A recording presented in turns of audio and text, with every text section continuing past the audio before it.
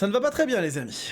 Les choses sont un petit peu complexes en ce moment pour un constructeur dont j'ai parlé il y a quelques jours qui traverse en ce moment une crise financière sans précédent.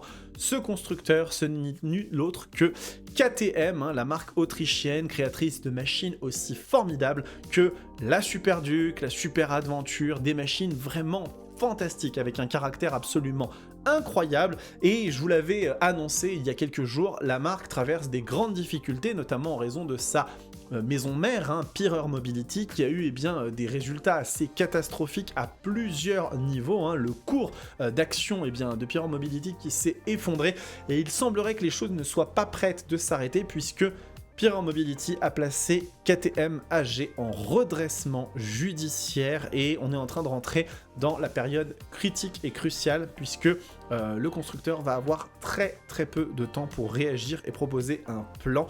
Donc on va en parler aujourd'hui. Bonjour à toutes et à tous, j'espère que vous allez bien. On se retrouve dans une nouvelle vidéo Moto Bistro dans laquelle nous traitons de l'actualité du monde de la moto avec ses bons aspects et ceux qui le sont un petit peu moins, malheureusement, et ça fait partie des choses qui ne nous font pas plaisir, mais on doit les relayer. Si vous ne connaissez pas la chaîne, je vous invite à vous abonner, c'est la meilleure façon que vous avez de soutenir mon travail. Un petit like et un commentaire me permettent non seulement d'avoir un meilleur référencement, mais aussi de vous connaître un petit peu plus. Donc, de quoi s'agit-il ? Eh bien écoutez, je vous en ai parlé il y a encore quelques jours, on en avait discuté, l'action du groupe Pirer Mobility qui s'est véritablement effondré. Vous avez un cours ici sur 6 mois avec une chute très forte à la date du 12 novembre. Vraiment ici, le cours avait atteint un plus bas. Et si on regarde un petit peu, là, on avait eu une belle remontée il y a encore 2-3 jours. Et le cours s'est de nouveau effondré, et la raison pour cela, c'est qu'en fait KTM a fait de nouvelles déclarations. Stéphane Pirer, le PDG du groupe Pirer Mobility, a annoncé des choses qui ne font pas plaisir. Donc on va tout de suite aller sur le site de autoinfo.fr qui relaie cette information. Le groupe Pirer Mobility vient d'annoncer une demande de mise en redressement judiciaire pour sa filiale KTM AG, une procédure qui permettrait de geler les dettes pour établir un plan de sauvegarde avec les créanciers sous un délai maximum de 90 jours. KTM entame une période cruciale pour son avenir. Le groupe Pirer Mobility vient d'annoncer qu'il demandait à placer sa filiale KTM AG en redressement judiciaire en autogestion. Une procédure proche de celle existant en France, mais plus autonome dans sa version autrichienne. Cette demande devrait intervenir le 29 novembre, soit dans 2 jours, ce qui laissera une période de 90 jours au constructeur pour établir un plan de financement en accord avec ses créanciers. Le groupe en est arrivé à ce stade face à l'impossibilité de trouver les centaines de millions d'euros nécessaires à sa survie à temps. Le conseil d'administration a donc décidé de déposer cette demande d'ouverture de procédure. C'est véritablement un crève-cœur de savoir que KTM en arrive là, à l'annonce de ce genre de situations qui sont vraiment extrêmement peinantes, quand on voit que des nouvelles machines sont annoncées il n'y a pas plus tard que une petite journée, 23 heures, la nouvelle 890 Adventure R qui est présentée, la 790 je vous l'avais présentée aussi il y a quelques jours, et puis bien évidemment on a eu un EICMA 2024 retentissant, resplendissant, avec vraiment des machines hyper intéressantes comme la KTM 990 RCR qui elle était véritablement une des machines qui avait marqué l'EICMA. C'était la moto qui m'avait le plus impressionné à l'EICMA 2024 et qui pourrait potentiellement remettre beaucoup de choses sur le droit chemin pour KTM. Mais à l'heure actuelle, ce qui est sûr et certain les amis, c'est que la situation elle est compliquée. Alors si on continue à lire un petit peu l'article de autoinfo.fr, c'est une filiale à 100% de Pirer Mobility. KTM AG, il génère l'essentiel du chiffre d'affaires du groupe de Pirer Mobility. Donc ça vous fait comprendre à quel point ce sont deux entités qui sont extrêmement liées. Et cette procédure de redressement judiciaire porte sur les actifs de KTM AG, mais aussi sur ses propres filiales, KTM Components GmbH et KTM F&E GmbH. Elle ne concerne pas les filiales de distribution du constructeur.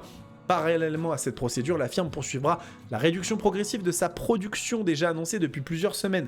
La réduction progressive de sa production. Je ne sais pas si vous imaginez ce que ça signifie. Ça signifie que les motos vont être plus difficiles à avoir, les stocks vont être plus difficiles à avoir, les pièces vont être plus difficiles à avoir, et que ce n'est véritablement pas ce qui aurait été attendu pour KTM pour 2025, qui bénéficiait déjà d'une image de marque un petit peu réduite malheureusement, hein, en raison de beaucoup de choses, de motos un peu trop chères, d'une image de fiabilité qui n'est pas forcément au beau fixe.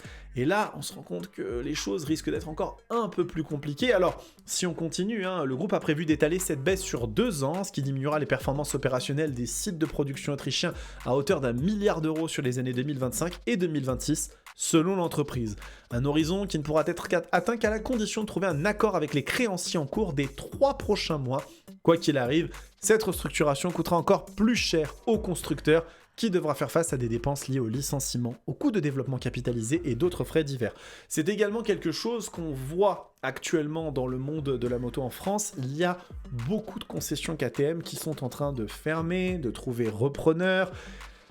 La situation de la marque autrichienne n'est définitivement pas bonne, hein. C'est quelque chose qui a été déjà extrêmement souligné à plusieurs reprises, et malgré, on le sent, une bonne volonté affichée de vouloir montrer des nouveaux modèles et des choses vraiment marquantes, hein, puisque pour le coup je pense qu'il y a quand même des motos qui vont faire sensation. Est-ce que ça suffira? Je ne sais pas. Si on regarde un petit peu les issues possibles, hein, de cette situation actuelle, la procédure lancée par Pireur Mobility laissera 90 jours à Stéphane Pireur et son équipe pour poursuivre la réorganisation du groupe dans son ensemble, tout en essayant de trouver un accord avec les divers créanciers. Un travail mené cependant sous supervision dans le cadre de la procédure autrichienne. La marque KTM est l'œuvre professionnelle de ma vie et je me battrai pour elle, affirme Stéphane Pireur dans un communiqué du groupe. Cependant, l'avenir de KTM n'est sans doute plus entre les mains du dirigeant, mais entre celles des banques qui constituent une partie importante des créanciers. Des établissements dont certains pourraient choisir de convertir leurs créances en actions, ce qui ferait passer le groupe entre les mains des financiers tout en assurant sa survie. Certains constructeurs étrangers pourraient également se montrer intéressés, et là c'est très important ce que je vais vous lire, par une prise de participation à l'image de l'Indien Bajaj, qui détient déjà des parts par l'intermédiaire de Pireur Bajaj AG, et surtout, d'autres constructeurs chinois pourraient également être intéressés, comme CF Moto. Et alors là, les amis, là, laissez-moi vous dire tout de suite quelque chose de très important. Nous sommes en train de vivre un moment où KTM pourrait passer sous la coupe de CF Moto. CF Moto pourrait racheter une partie des effectifs de KTM. Et alors, si c'est ça qui se passe, le scénario qu'on avait théorisé, qu'on avait supputé, d'utiliser les structures KTM pour faire développer la marque CF Moto en France et dans d'autres pays d'Europe, pourrait devenir une réalité. Et pourrait permettre à CF Moto de passer bien plus rapidement de l'état de vaillant challenger à celui d'un des constructeurs les plus implantés, tout en réinjectant une santé financière chez KTM. C'est vraiment quelque chose d'extrêmement intéressant, une situation qui n'est absolument pas souhaitable et absolument pas agréable, et j'envoie mes meilleures ondes à toutes les personnes qui sont actuellement chez KTM, qui travaillent de près ou de loin avec la marque, qu'il s'agisse des décisionnaires, des créateurs, des ingénieurs, mais aussi des commerciaux et des personnes qui travaillent en concession KTM, et pour lesquelles ces dernières années ont été véritablement très complexes. Ce qui est sûr et certain, les amis, c'est qu'on est à l'aube d'un changement radical de la marque, que ce soit dans le bon ou le mauvais sens. Ça, seul l'avenir nous le dira, mais soyez certains que je serai là pour vous en donner l'issue.